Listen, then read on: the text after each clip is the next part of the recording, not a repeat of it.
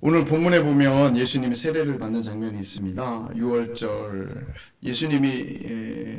예수님께서 한 200명 정도의 인원이 사는 나사렛이라는 동네, 아주 작은 마을에 살고 30년을 사시다가 세례 요한이 세례를 베푸던 때에 하나님께서 나를 부르시는구나를 깨닫고, 그리고 세례를 받으시려고 요단 강가로 나오는 장면입니다.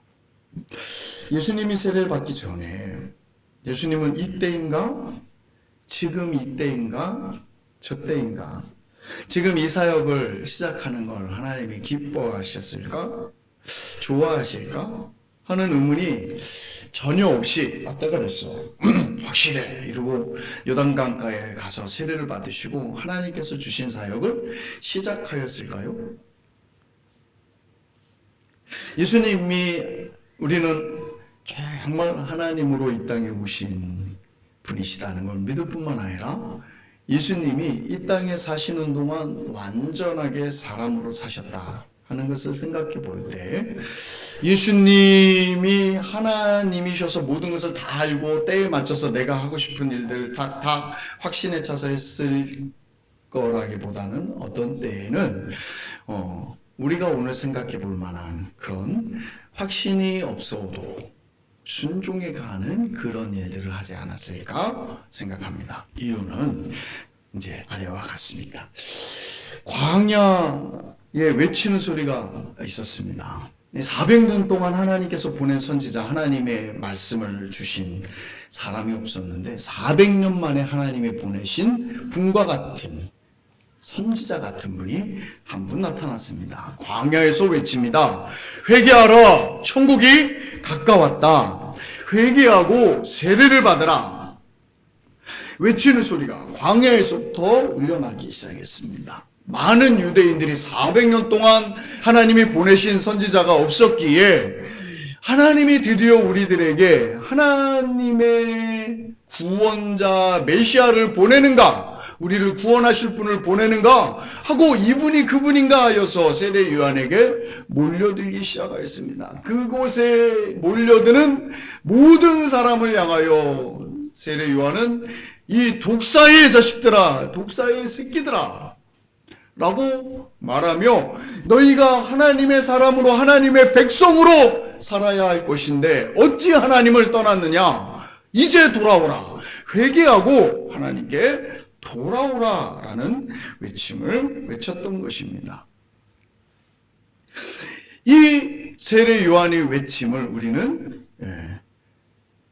천국을 열어가는 외침이다 라고 말하고, 또 세례 요한이 베푼 세례를 회개하라 하며 준 세례였기 때문에 회개의 세례라고 합니다. 마태복음 3장 말씀에 보면 예수님도 세례를 받으시려고 세례 요한에게 나아오십니다. 예수님이 세례 요한에게 나올 때 세례 요한이 이렇게 예수님에게 말합니다.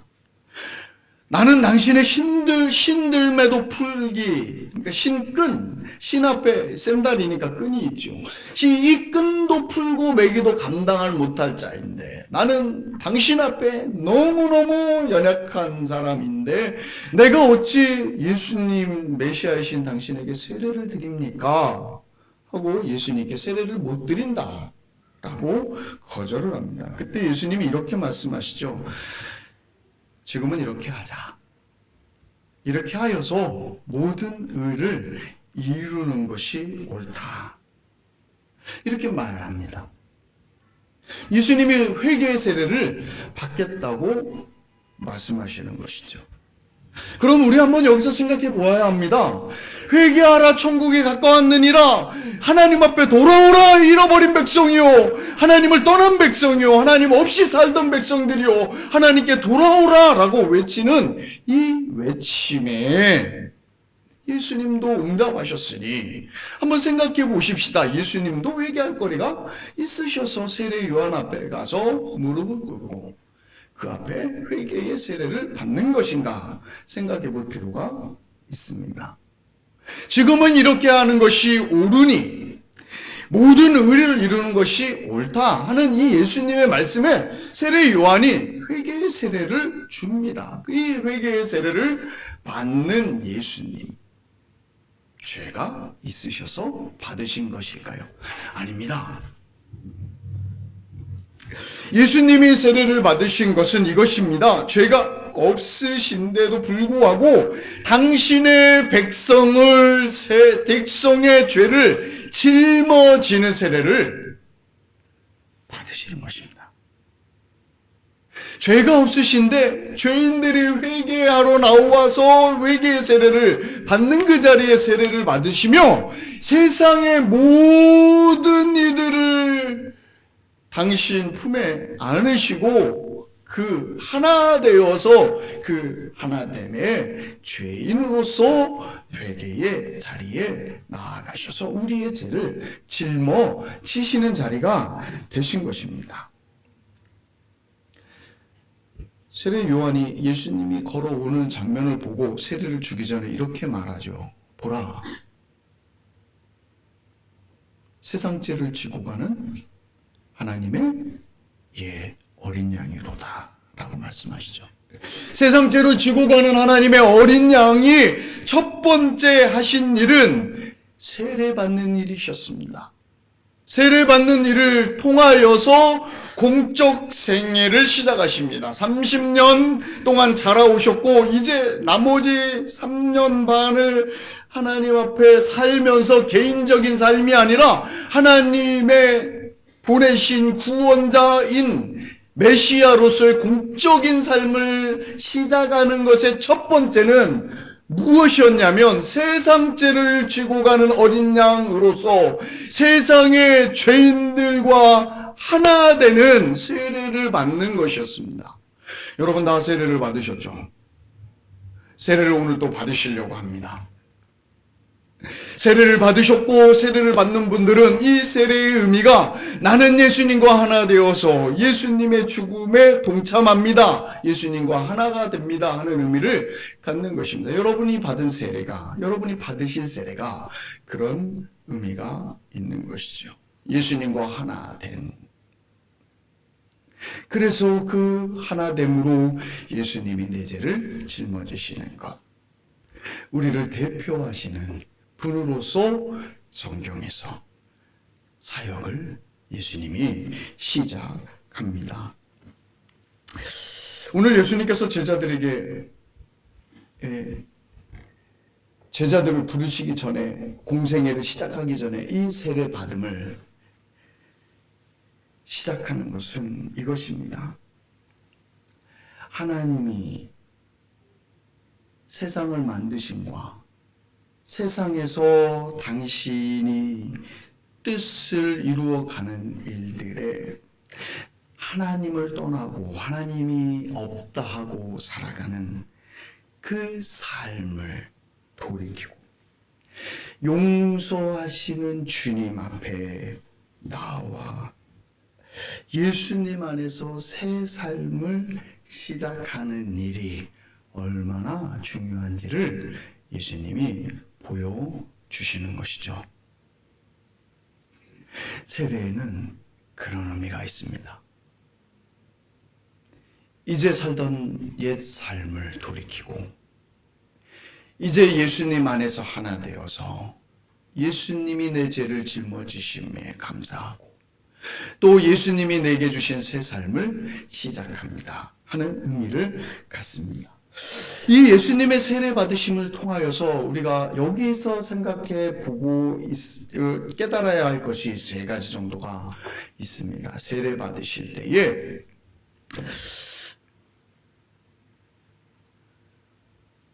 그 세례 받음에 대한 확신이, 사역을 시작함에 대한 확신이 예수님에게 분명히 있었을까 하는 생각을 해보면서 우리가 하나님께서 우리에게 무엇을 가르쳐 주시는가를 살펴볼 수 있습니다. 첫 번째로는 하나님의 부르심에는 먼저 순종하고 그리고 그 순종함에 확신이 따라온다 하는 것입니다. 이 말이 잘 이해가 안 가실 것입니다. 하나님이 우리를 나를 부르실 때 그게 부르심인가? 라는 것이 확신이 안 가지만 그 부르심에 먼저 순종을 하면 그 다음에 확신이 따라온다는 것입니다. 설명을 드리겠습니다. 예수님께서 세례를 받으셨습니다. 세례요한에게 세례를 받으셨습니다. 세례를 받으시고 물에서 나오실 때에 하늘이 열리며 이런 음성이 들렸습니다. 너는 내 사랑하는 아들이라. 내가 너를 기뻐하노라 라는 하늘의 음성이 들렸습니다. 이 두 마디, 너는 내 사랑하는 아들이라 하는 이 말씀은 예수님에게 무엇을 설명해 주시는 말씀입니까? 관계를 설명해 주는 말입니다. 내가 너의 아버지고 너는 나의 자녀다. 너는 내 사랑하는 아들이라 하며 관계를 설명하십니다. 확신을 주시는 거죠. 너는 너의 삶을 사는 너의 삶 속에 너의 아버지 된 분이 나 하나님이다 라고 말하시는 것이죠. 두 번째, 내가 너를 기뻐하노라 하시는 이 말씀은요, 그냥 너 이쁘네, 아이고 멋있네 하는 말이 아니라 이런 말입니다. 너가 시작하는 이 구원 사역을 내가 인정한다 하는 말입니다. 너무 감격적인 말인데요. 그 안에 내용이 굉장히 깊습니다. 세례를 받으시고 이 세상의 어린 양으로, 세상 죄를 짊어지는 어린 양으로 죄인들의 짐을 짊어지기 시작한 이 세례를 받음을 통해서 하나님이 확신을 주시는 거예요. 어떤 확신이요? 너는 내 아들이다. 또 확신을 주시는 거예요. 너가 내 아들로서 하는 이 일을 나는 기뻐한다 라고 확신을 주는 거죠. 보십시오. 주님이 부르심에 100% 확신이 없었을지라도 예수님이 그 부르심에 순종합니다. 그 순종하였더니 하늘문을 여시고 하늘에서 음성을 들려주시며 너는 내 아들이다. 내가 네가 하는 구원 사역을 기뻐한다 하며 아들됨을 확신하여 주시고 또 그 사역을 내가 지지하고 내가 이끌어간다는 확신을 주지 않습니까? 여기에서 우리가 배울 말씀이 있다는 것입니다. 예수님께서 하나님의 부르심을 받으며 세례를 받으실 때, 그 공생애를 시작할 때 살짝은 이때가 맞습니까? 저때가 맞습니까? 하였을 것입니다. 그러나 하나님의 부르심에 순종했을 때 그 이후에 하나님이 확신을 심어주고 계시더라 하는 것입니다. 우리는 하나님이 나를 부르셨는가? 하나님이 나를 자녀 삼아 주신 건 맞는가? 이런 생각을 하면서 먼저 확신을 주시죠. 내가 나를 자녀 삼아 주시는 확신을 주시거나 나를 부르신 부르심이 확실하게 느껴지면 내가 그때 하나님 자녀하겠습니다. 하나님이 날 부르셔서 하나님이 백성들 삼아 주시는 그거 좀 어떻게 보증 좀 해주시면 내가 그때 가서 하나님을 믿는다는 고백을 하겠습니다. 이렇게 생각을 합니다. 그런데요, 예수님이 행하시는 이 행하심과 예수님의 순종함에 뒤따라오는 하나님의 보증과 확신이 뒤에 오는 것을 보면 우리가 신앙을 어떻게 해야 할지, 우리가 하나님 앞에서 어떻게 믿음 생활을 시작해야 할지가 분명하다는 것입니다. 우리는요, 기본적으로 뭔가 확신이 들어야 그 다음에 거기에 순종하는 성향이 좀 있습니다. 그 하나님의 방법이 우리의 성향과 무척 다르다는 것을 여러분 분명히 생각하셔야 합니다. 순종하고 나면 하나님이 확신을 주십니다. 한번 따라 하시겠습니다. 순종하고 나면 확신을 주십니다. 예, 맞습니다. 확신을 주시니 그 다음에 내가 하겠습니다가 아닙니다. 하나님께서 나를 부르시는가 하는 그 마음이 들면 그러면 거기에 순종해 보십시오. 하나님이 확신을 주십니다. 이게 하나님의, 이렇게 일하는 것이 하나님의 방법입니다. 그러므로 우리 가운데 아직 예수님을 영접하지 않으신 분이 있습니까? 내가 예수님을 영접할까 말까, 영접하는 예수님이 내 마음에 놓고 하시기는 하시는가? 예수님이 나를 하나님의 자녀로 받아주시는가? 예수님이 나를 은혜의 자리로 불러주시는가? 확신을 주시면 내가 그때 예수님을 영접하겠습니다 하시는 분이 계십니까? 확신을 주시면 하겠다고 하지 마시고요, 하나님 앞에 먼저 예수님을 영접하는 일을 해보십시오. 그러면 하나님의 자녀됨의 확신이 그 다음에 따라오게 되어 있습니다. 교회를 정하기를 아직도 마음이 왔다 갔다 하시는 분이 있으십니까? 하나님의 부르심에 순종해 보십시오. 그러면 그 자리에 하나님이 나를 부르셨는가 하는 것이 확실해지는 것입니다.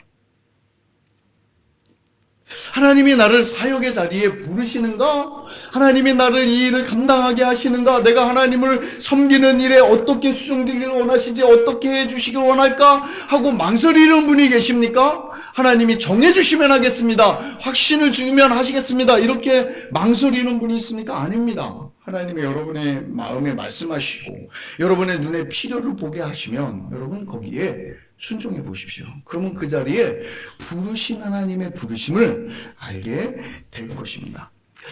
목사님, 덮어놓고 믿으라는 얘기입니까? 물어볼 수 있습니다. 아닙니다. 덮어놓고 믿으라는 말이 아닙니다. 여러분 가운데 믿어야 할 이유가 이렇게 보이고, 그리고 믿어야 할 이유가 내 내적인 것과 내 외적인 내 삶 속에, 내 아내와 내 가정 속에서 일어나는 그런 어떤 외적인 부르심이 한 70%, 60%가 좀 넘어가는데 100%는 아니야. 그래서 나는 100% 될 때까지 기다려서 주님이 내게 확신을 주면 그때서 영접해 볼게. 그때서 하나님께서 부르시는 사역의 자리에 내가 볼게. 이러면 안 되는 거고요. 어떻게 하냐면 그렇게 하나님이 100%는 아니어도 나를 부르시는 그 부르심이 있으면 순종하는 것입니다. 마음으로 믿어 의에 이르고 입으로 시인하여 구원에 이르느니라 하는 주님의 말씀대로 마음에 믿어지면 입으로 고백하는 것입니다. 사랑하는 성도 여러분, 다 안 믿어주셔도, 다 확신하지 못해도 주님 앞에 나오십시오. 그러면 주님이 길을 열어주시고 그 길 속에 계신 하나님이 어떤 하나님이신 줄을 알려주시는 것입니다.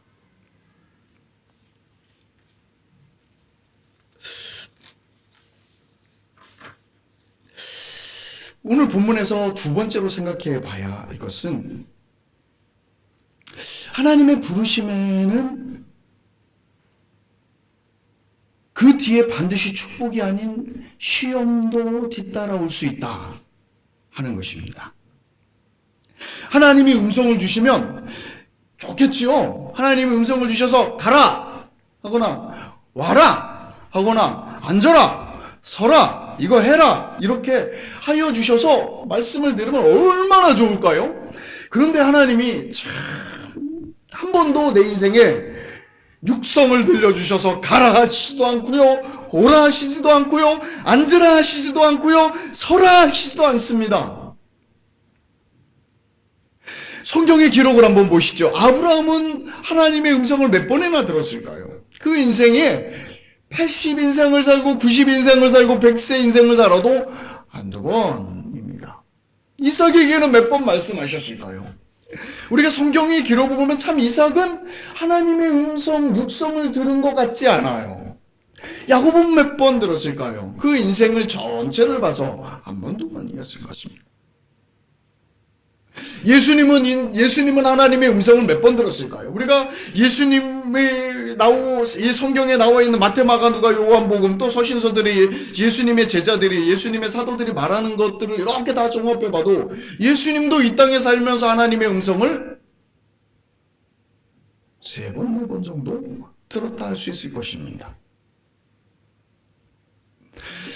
우리가 우리 인생을 살면서 하나님 내 인생에 내 삶 속에 날마다 하나님의 음성을 들려주세요 하고 육성을 기다리는 건 자몽한 지식 중에 하나일 것입니다. 왜냐면요, 교회사 역사 속에 정말로 기점이 될 만한 교회사 역사 전체를 바꿔버리는 흐름 속에서만 하나님께서 겨우 육성을 한번 그 인생에 찾아오셔서 그 사역하시는 사람들에게 말씀하여 주신다는 것입니다. 이 성경의 역사를 보면 이건 분명합니다. 그러니 우리는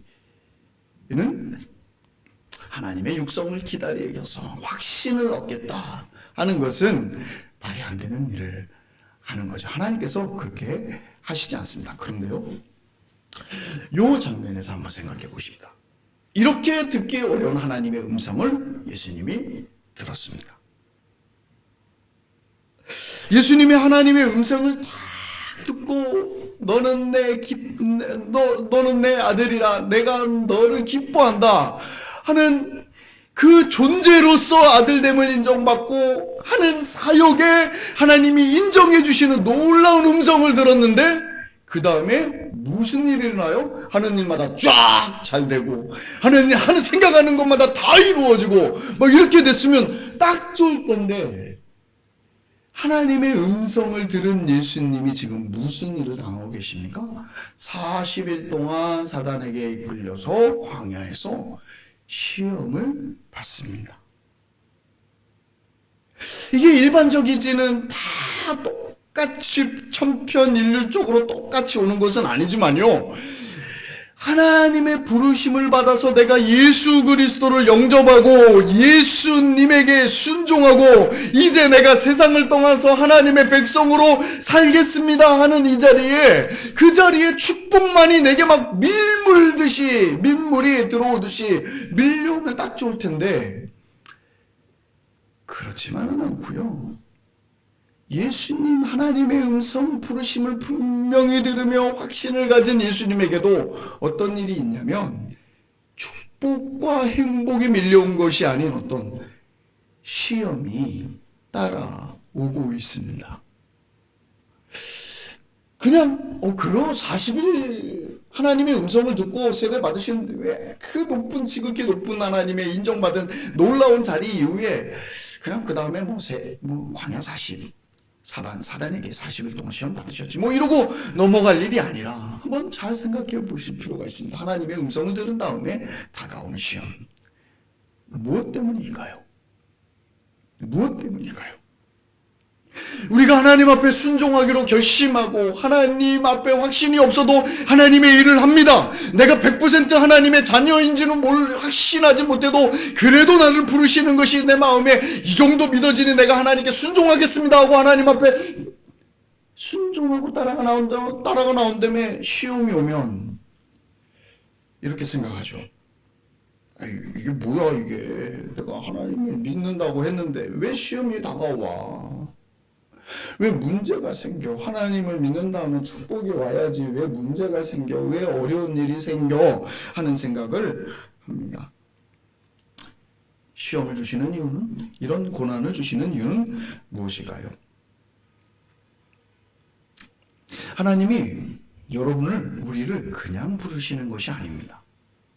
하나님이 우리를 부르시면은 목적이 있으십니다. 목적이 있게 부르셨기 때문에 그 목적을 이루며 살도록 기초를 단단하게 다져 놓으시려고 하는 것입니다. 예수님이 하나님의 아들로 부름받고 인정되고 사역에 하나님의 인정하심을 받는 그 자리 다음에 하나님이 왜 광야 40일의 시험 기간을 뒀을까요? 특별히 3가지 시험을 두시며 시험하실까요? 나중에 서신서에 사도 바울이 이 시험에 대해서 해석을 이렇게 합니다.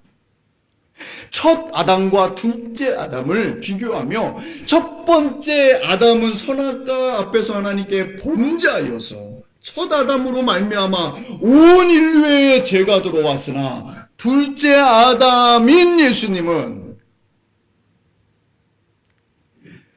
사단의 시험에서 하나님 앞에 이기고 순종함으로 우리에게 의가 되시고 생명을 가져오시는 일을 하셨다라고 말씀하며 예수님의 이 시험을 설명하고 있습니다. 다시 말씀드리면 여러분, 하나님께 순종해서 하나님의 음성을 듣고 따라가기로 시작하면, 진짜 믿기 시작하면, 진짜 신앙을 시작하면 그 다음에 잡다한 시험이 따라올 수 있습니다. 그러면 그때 여러분 어떻게 생각하셔야 합니까? 두려워하지 마십시오. 관계에 문제가 생겨도 걱정하지 마십시오. 그래요. 혹시 차 사고가 나도 걱정하지 마십시오. 내가 예수님 믿었더니 차 사고가 나더라. 예수님 믿었더니 내가 쓰러지더라. 내가 교회를 갔다 왔더니 나에게 좋은 일이 생기는 게 아니라 망조가 들더라. 이런 생각으로 나아가시면 안 되는 것입니다. 이야, 하나님이 나를 부르심이 확실하구나 라고 생각하셔야 합니다. 왜요? 사단이 싫어하는 일을 하니 이놈의 사단이 나를 하나님에게 뺏기기 싫어서 나를 휘어잡는구나 하는 생각을 하셔야 하는 것입니다. 내가 올바른 결정을 내렸구나 하는 생각을 하셔야 하는 것입니다. 제가 가만 보면요, 교회 성도들 중에 그냥 대충 이렇게 살다가 그냥 뭐 이렇게 살다가 순종하기도 싫고 사역하기도 싫고 그냥 대충 이러고 살다가 어느 날 하나님의 부르심이 들리고 마음에 기쁨도 주시고 마음에 소명도 주셔서 내가 하나님 이렇게 사역하겠습니다, 내가 하나님께 순종하겠습니다 이러고 나면 그 다음에 하나님이 그래 너 잘 생각했다 그러고 막 축복해 주는 게 아니라 감정도 푹 꺼뜨려 버리시긴 하고 생활에 문제를 만들어서 그 일을 해나갈 수 없게 만들어 놓기도 합니다. 이게 뒤따라오는 거죠. 그럴 때 뭐 하는 겁니까? 아이고 아닌 게벼, 하나님은 날 여기에 두시는 게 아닌가 봐, 하나님이 내가 여기서 이 일을 하기를 싫어하시는가 봐, 하나님이 나에게 다른 뜻을 주셨나, 이렇게 생각할 것이 아니라 어떻게 해야 돼요? 하나님께서 부르신 그 부르심의 사역에 단단해지도록 나를 가지고 계신 것을 생각하셔야 합니다. 특별히 다른 종교에서 하나님을 안 믿고 살던 분들이 또 그 있잖아요, 사주팔자 뭐 이런 거 좋아하시던 분들, 그런 분들이 하나님 앞에 돌아오면요 사단이요 발버둥을 칩니다. 발버둥을 칩니다. 그리고는 그 발버둥 치는 참한 일이 옆에서 생기면 야 예수님은 이게 괴로운 일이네, 이게 하나님 안 지켜주시네, 이렇게 가는 생각을 하는 게 아니라 얼마나 사단이 나를 좋아했으면 나를 포기하지 않을까, 이런 생각을 해야 하는 겁니다. 세상에요 하나님 주신 사명을 받고 내가 그렇게 하나님 앞에 헌신하겠습니다 해놓고 그 다음에 아이고 아닌가 보다 하고 자빠지고 아이고 다른 데 있는가 보다 이렇게 생각하면 이것처럼 바보스러운 게 어디 있습니까? 내가 예수님 앞에 헌신하고 하나님을 기쁘시게 하는 일을 시작하니까 사단이 나를 붙잡는구나 하는 생각, 문제가 생기는구나 하는 생각을 해야죠. 왜요? 이런 시험은요 버티기만 하면 이기는 시험이거든요. 여러분 특별히 세례 받으시고 이제 예수님을 믿기 시작하시는 성도님들 잘 생각해 보십시오. 사단이요 뺏기기 싫어합니다. 예전에 한 분 성도님이 그런 얘기합니다. 아는 분 중에 예수님을 잘 믿으려고 교회 가기 시작했답니다. 그런데 사업이 망했대요. 하던 일이 안 됐대요. 그래서 욕을 하고 하나님을 떠나고 다시는 내가 예수님 안 믿는다고 그러고 빠이빠이 하고 떠났답니다. 그래서 하나님 믿으라니까 절레절레 절대로 안 믿는다고 저주를 받는다고 그런 얘기를 하더랍니다. 정말 그럴까요? 아닙니다. 사랑하는 성도 여러분, 하나님이 여러분을 부르신 부르심의 그 축복된 자리에 하나님의 백성으로 살아가고 영광 중에 나아가는 놀라운 축복의 대상이 되는 것을 사단이 싫어하는 것입니다. 여러분이 하나님 앞에 헌신해서 하나님들의 일들을 이루어가는 것, 그것들을 시험하는 것입니다. 못하게 막는 것입니다. 거기에 서서 뭐 해야 돼요? 사단아 물러가라, 우리 주 예수 그리스도께서 나를 부르신 부르심에 나는 이미 이겼다 하는 선언을 하고 나가셔야 합니다. 이 말이 틀립니까? 맞습니다. 보십시오. 예수님도 하나님의 아들로 인정받는 자리에, 예수님이 하시는 사역에, 그 놀라운 사역에 하나님이 칭찬하신 그 자리에, 그 다음에 시험의 자리에 가시죠. 그 사역을 이룰 수 있는가 하는 것에 자리에 가죠. 예수님은 어떻게 하셨습니까? 버티셨죠. 견뎌내셨죠. 그런데 참 재밌는 말이 있습니다. 금식한 후에 천사들이 예수님을 수종들더라라는 말씀을 하고 있습니다. 무슨 말씀을 하시는 것입니까? 이런 시험은요, 그냥 하나님 앞에 주여 하고 기다리기만 하면 이겨지는 시험이라는 것입니다. 흔들려서 넘어질 시험이 아니라 그것은 축복으로 나아가는 시험이라는 것입니다. 시험이 올 때에 버티기만 하면 이기는 시험인 거죠. 어떤 분이 이런 분이 있었습니다. 예수님을 믿으려고 결심을 했더니 연거푸 차 사고가 3번이 나더랍니다. 그럼 한번 생각해 보십시오. 예수님 교회에 이제 딱 등록하고 예수님을 믿었더니 차 사고가 3번 딱 나는 거예요. 그럼 어떻게 생각해요? 이야, 이거 내가 교회 갔더니 큰일 나겠네. 절대로 가면 안 되겠네. 이렇게 생각하기가 쉽상이죠. 여기서 지레 겁먹고 포기하시면 안 되십니다. 왜요? 이 시험은 이미 하나님께서 이겨놓은 시험을 주시는 것이기 때문입니다. 하나님이 우리를 부르셨으면 마귀의 시험도 올 수 있습니다. 그러나 반드시 기억해야 될 것이 뭐냐면 이 일을 통해서 하나님은 기뻐하실 일을 성취하신다 하는 것입니다. 확신하십시오. 하나님 나를 부르시는구나. 하나님이 나를 이 일을 하기에 기뻐하시는구나. 하나님을 더 의지해 나가는 자리로 가시는 여러분 되시길 바랍니다. 세 번째로 하나님의 부르심을 받고 순종한 그 순종함에 어떤 일이 있는가 하면 광야에 서게 됩니다. 보십시오. 예수님이 세례받는 자리는 어디였습니까? 광야였습니다. 예수님께서 세례받는 자리도 광야였고 예수님이 시험 당하시던 자리도 광야입니다. 1절부터 13절 내용을 쭉 보면 광야가 그냥 그 자리의 배경입니다. 이것들을 기억하셔야 합니다. 하나님께서는 광야에서 일하시는 분이라는 것입니다. 제가 우리 교회 개척될 때에 전원 기억하시죠? 우리는 이제 광야로 나왔습니다. 광야에는 아무것도 없습니다. 광야로 나온 이 자리에 누가 계십니까? 광야에는 하나님이 계십니다. 하는 얘기를 나눴었습니다. 광야에서 할 수 있는 일이 딱 하나입니다. 하나님을 의지하는 것. 광야에 사는 성도들 여러분, 내가 지금 광야에 있다 하나님 앞에 순종하려고 하는데 내가 왜 광야로 들어가는 것 같지? 라고 생각하시는 분들이 계시면 제자리에 계시는 것입니다. 하나님 앞에 사역의 부르심을 받거나 내가 하나님 앞에 이제 하나님의 자녀로 부르심을 받았는데 왜 내가 광야에 있는 것 같지 하는 느낌이 들어오시면 여러분이 제대로 이제 하나님의 부르심을 받은 것입니다. 왜냐하면 광야에서는 하나님의 은혜를 경험할 수 있기 때문입니다. 하나님을 만날 수 있기 때문인 것입니다. 한번 생각해 보십시오. 이스라엘 백성이 어디서 하나님을 가장 많이 만났죠? 광야입니다.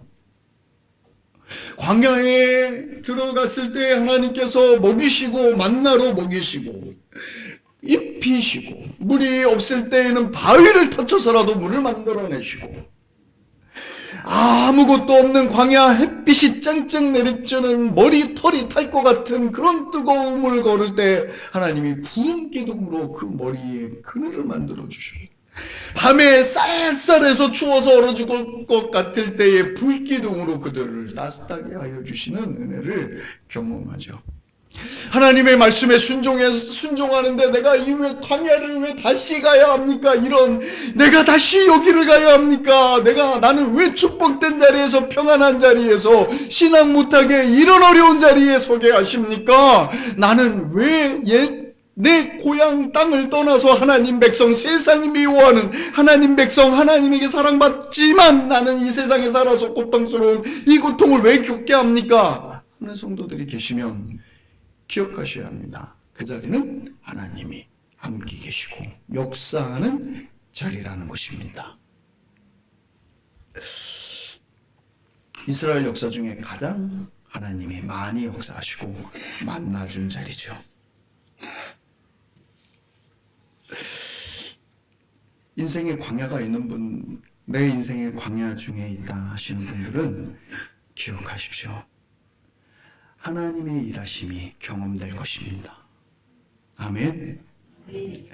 하나님이 역사하심이 여러분 인생 중에 멈추셨습니까?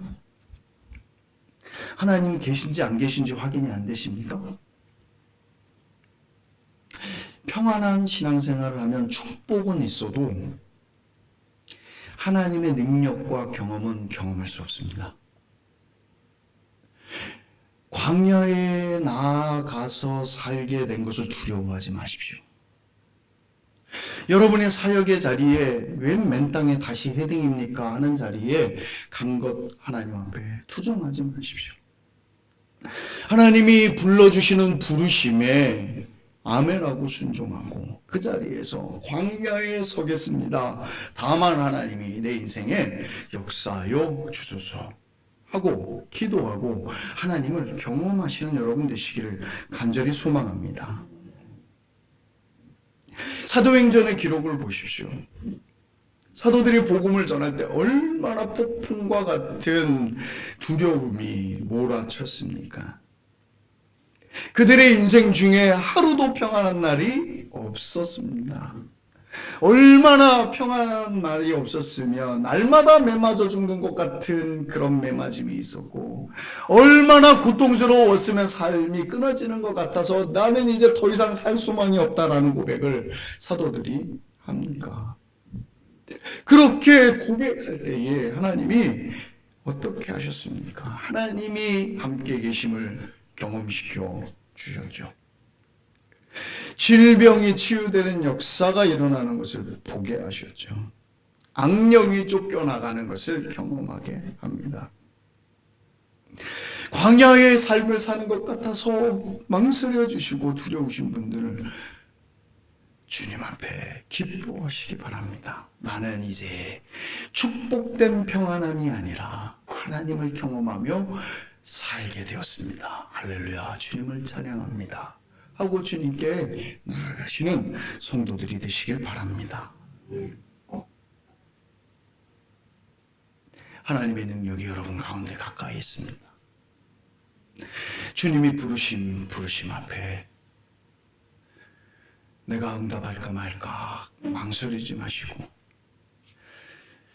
이 정도면 주님 부르시는 것일 것 같아 하는 마음이면 무릎을 쳐서 주님께 복종, 순종을 시작하십시오.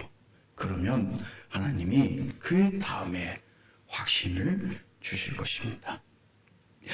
시험이 다가올 것 같아 걱정하십니까? 예, 다가올 수 있습니다. 그러나 이미 십자가에서 승리해 놓으시고 우리 인생을 축복된 자녀로 정해버리신 하나님이 계시기에 그 앞에 있는 잠깐의 시험에 우린 절대 넘어질 수 없습니다. 왜요? 7번 넘어질지라도 8번 일으켜 세우실 주님이 우리 하나님이 되셨기 때문입니다. 광야에 있는 것 같아서, 광야가 싫어서 두려워하십니까? 아닙니다. 광야를 보시고 주님이 거기 계신 것 때문에 나는 주님으로 말미암아 행복합니다. 이 어려운 인생 중에 하나님이 계신 것을 경험할 수 있는 축복을 내게 주심을 감사합니다. 내가 이제껏 하나님을 계신가 안 계신가 이러고 살았지만 이제는 광야에서 하나님이 살아계셔서 나와 함께 하시고 이 교회와 함께 하시는 것을 경험할 자리로 나를 불러주시니 감사합니다. 고백하시며 하나님의 살아계심을 누려가시는 여러분 되시길 바랍니다. 우리 교회는 사실 어려운 교회입니다. 개척하는 교회입니다. 예. 날마다 뭐가 고장나서 새로 사야 합니다. 라는 소리가 나고 무엇이 부족합니다. 이런 소리가 나오는 교회입니다. 헌신의 자리에 나아가서 섬기는 일을 시작해야 합니다. 같이 살면서 필요들을 채워가는 일들을 발견해서 하나님의 부르심 거기에 있는 것을 확인하는 성도들 되시길 바랍니다.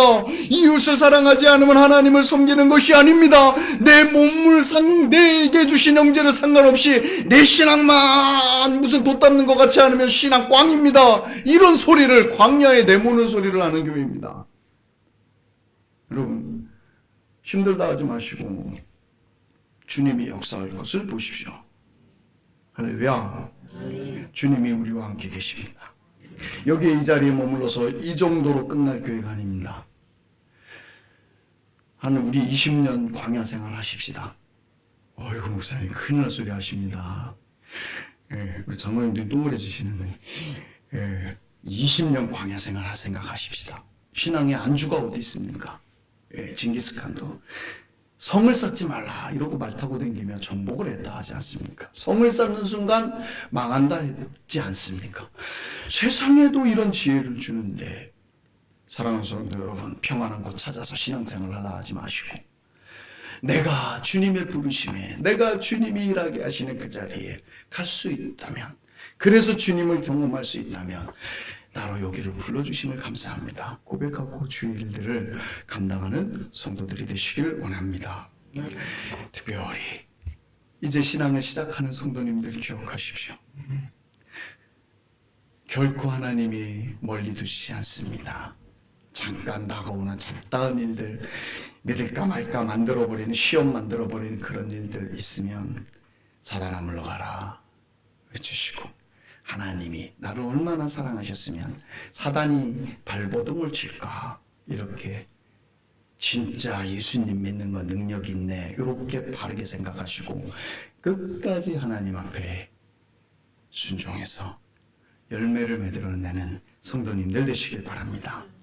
혹시나 이 사역을 해야 할까 말아야 될까 고민하시는 분 계십니까? 기억하십시오. 먼저 순종하면 하나님이 확신을 주십니다. 기도하겠습니다. 하나님 아버지, 저희를 영적인 사람이 되게 하여 주시기를 원합니다. 아버지 하나님, 우리가 하나님의 부르심에 100% 확신하지 못한다.